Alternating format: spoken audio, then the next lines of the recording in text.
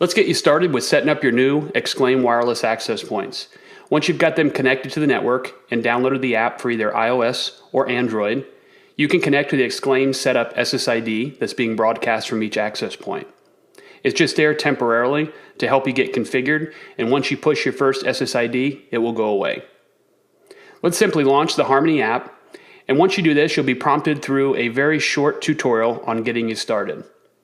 The first thing you're going to come to is going to be a country code selection. And if you're in the US, it's automatically going to default to this for you and push you on to the next step, which is that of your admin password. Create an at least 8-character unique password with one uppercase and special character.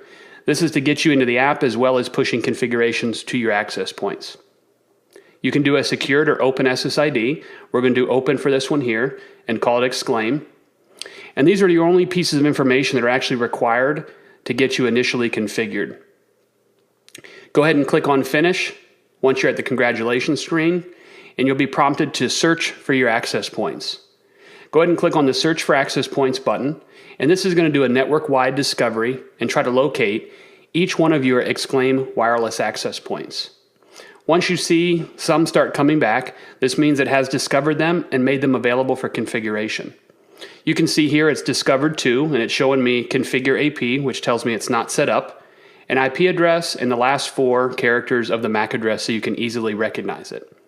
If you need to add a new one or discover for another one, you simply click on the search button again and we'll go through the same discovery process. We can now configure our discovered APs by simply tapping on the icon of each one that's discovered to take you into the edit settings.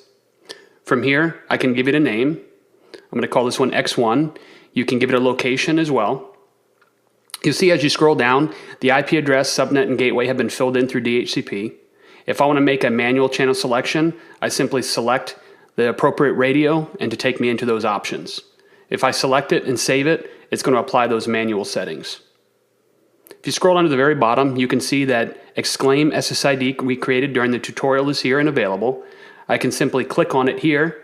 It's going to give me a notification saying, hey, once you apply this to your access point, the Xclaim Setup SSID is going to go away. So go ahead and click OK, click Save. It's going to provision and send this configuration directly to that access point that you had selected. From here, you can see you get a notification that the Xclaim Setup SSID for that particular one, which we named X1, has been taken down. The process for adding additional APs is just the same. Click on the AP, name it, location, set an SSID to it, and you're done. You have to configure each one of these individually for the first time, and then you can simply apply WLANs directly to access points, or you can even apply access points to WLANs. If you click on the WLAN section, you'll see your tutorial SSID. You can click on it to get into the details, and up at the top right, you can click on Edit.